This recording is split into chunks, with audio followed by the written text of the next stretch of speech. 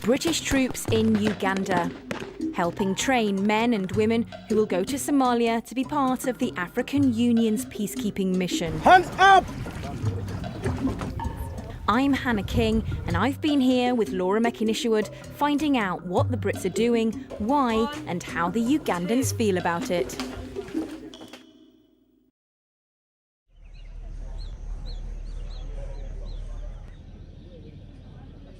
Dawn in Uganda, and Singo camp is calm.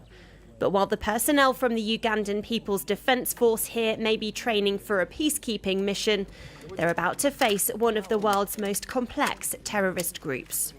Al-Shabaab will attack our forward operating bases. Al-Shabaab will lay IEDs along our main supply routes. Al-Shabaab will ambush us. Al-Shabaab will try to create all the propaganda to fail AMISOM mission. Pre-deployment training of the next battle group that will take on the threat is being led by British troops. Testing is rigorous. Yeah, 0, whenever you're ready, over. Al-Shabaab fighters have planned to penetrate the UPDF's forward operating base.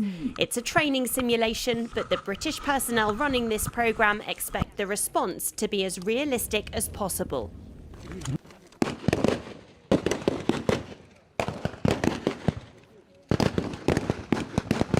So what you're seeing now is that the UPDF sentries have correctly identified that al-Shabaab have launched an attack onto their AO. It's a good way to fire here to repel the attack. The guys are doing everything as we've taught them, and as they've been demonstrating, they should be able to repel this level of attack. This is the latest UPDF battle group to get training from the British military, their actions and reactions closely monitored by their mentors. Yeah. So he might just be unconscious as opposed to dead. Success here means better chances in Somalia. UPDF Battle Group 29 will be deployed to the Lower Shabelle region of Somalia, an area surrounding the nation's capital, Mogadishu. Al-Shabaab still exert control over swathes of land there, with the jihadist fundamentalist group using rape, abduction and suicide bombings as regular forms of attack. Since 2007, the African Union mission in Somalia, known as AMISOM, has been working to restore stability, with 22,000 soldiers and police from 6 African nations assisting the Somali National Army. Previously, the SNA have cleared but not held. And not built behind. So there's a huge stabilisation effort going in behind the operations that's being coordinated across government, across a lot of international partners, and that's, while not perfect, it's going in the right direction. These things are extremely difficult to organise in sort of coalitions, and actually in Somalia it's pretty good. Preparing for all eventualities is essential. And this is the kind of scenario that the troops might face when they are deployed to Somalia. A man unknown to the soldiers at the gates has arrived here holding a device that they've identified as an unexploded IED. They've then had to decide how to deal with it and follow the correct procedures. And their methods are working. We don't need to carry it inside because we don't know what we are carrying. Happy days. Yeah, please carry on.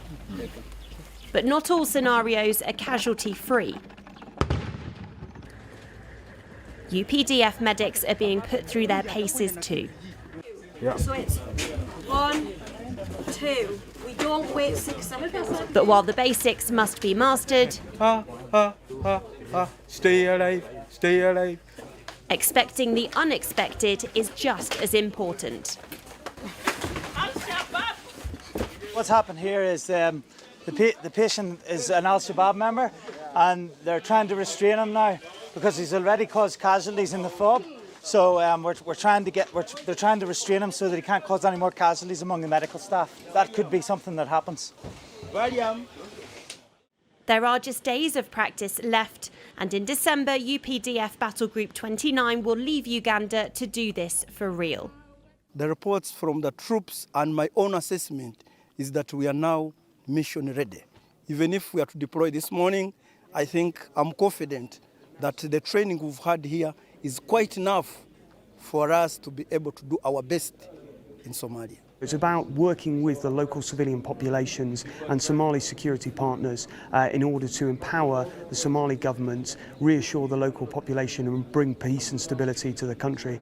A 12-month deployment with important objectives and significant British contribution.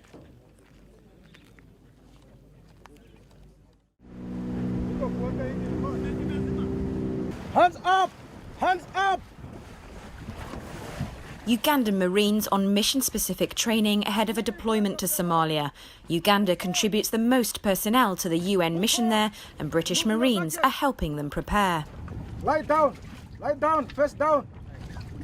When we train with the Royal Marines, we know they have been in Afghanistan, they have been elsewhere, and the type of enemy they have been facing is not quite different from the enemy we are facing in Somalia.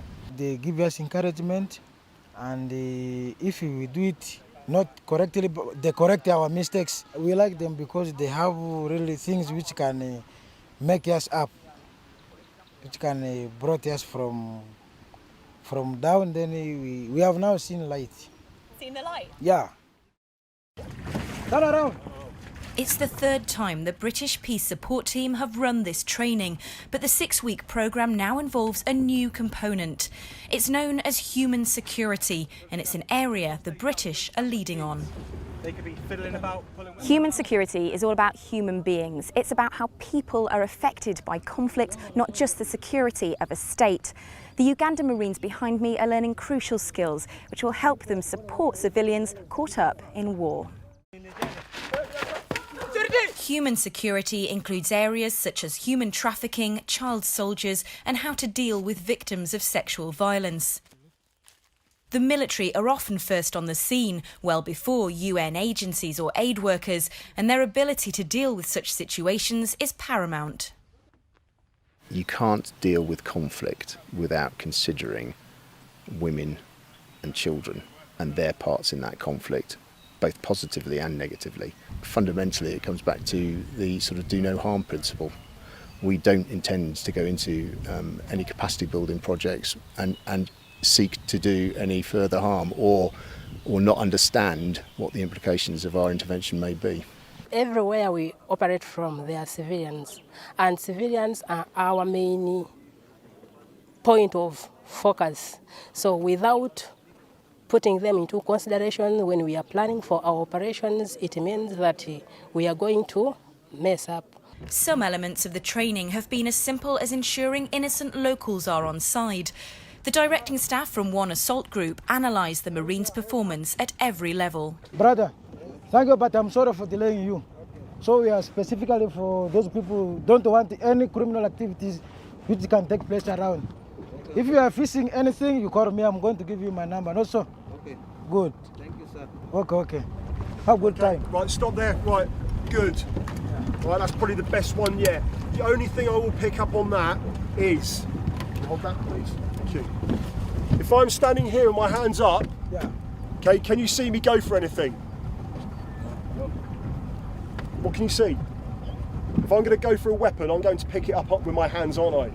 Right? If you get me to lie down here, we haven't searched this yet, what could I be doing? I could be picking up a weapon, I could be getting hold of an initiation device. Another area of human security is the role played by women. Academic research has shown that when women participate in peace processes, the resulting agreement is over a third more likely to last 15 years or more, and that higher levels of gender equality in a society are associated with lower susceptibility to conflict. For this reason, there is a drive to recruit more women into militaries and peace processes across the world. The UN has set some pretty stringent targets. Ironically, but I suppose not surprisingly, some of the African nations are the best performing in terms of achieving the sort of percentages that the UN has prescribed. And for example, the Malawians, I think, now provide the greatest proportion of female soldiers of any national contingents. To be fair to most of our African partners, they do a far better job of meeting the sort of proportions of women to be integrated into their forces than we do. Today marks the end of the training package, which means the Ugandan Marines have an audience.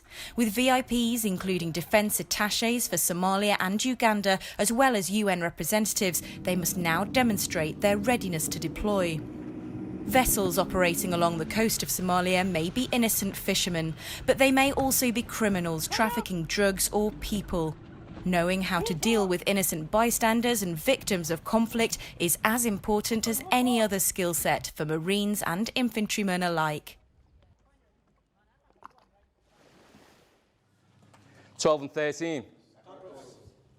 Perfect from there. Training from the Royal Marines is always welcomed by the Ugandan People's Defence Force, a long-running programme of skill sharing that ensures personnel deploying on UN missions are ready for action. With Africa set to become one of the world's biggest players, partnerships now could pay future dividends. But there's more to relationship building than simply shouting orders. A lot of it is communication, obviously, with the language barriers and that as well. So from that, a lot of the training is a lot more visual based, moving them around. Okay, it's about listening and reading. We go straight into the practical aspects as well. Get them out the classrooms and get them more motivated to do it that way. So towards the last sort of 5-10 minutes, or maybe even half an hour before the training's meant to finish, momentum does slow, and you have to take into account that they're getting hungry. They're up at 4 o'clock in the morning, so it gets to 10 o'clock when their breakfast is allocated, and they're definitely starting to lose interest. From learning how to secure areas of interest to executing successful vehicle checkpoints, Britain's military influence on the Ugandan Defence Force's work is widespread. But I'm not seeing any signature around like that. It's an ID. Without a signature? What does it? Only picture depicts it is you, but you at least have to have a signature somewhere. It's electronic. But the UK is not the only nation preparing these troops for UN operations. The US, the French, the Dutch, but there are other nations that also deliver training here. And so what we do is not only do we talk to the Ugandans, but we talk to those other nations, and we make sure that we are delivering what's required to the level that's needed. We're not overfacing those host nations with too much activity. British presence now could have future benefits. This training is, military chiefs say, simply a continuation of the long-standing relationship between these two nations. The Ugandan government have identified areas where its defence forces need support, and the British military have tailored a programme in order to bridge those gaps. But successful implementation of these new skills could have long-lasting effects, including increasing Britain's influence across the continent. These programmes are coordinated by the British Peace Support Team, 26 military staff who oversee 93 peacekeeping and security courses across eastern and southern Africa. With an annual budget of £13 million, the team managed to make contact with around 10,000 troops and civilians every year.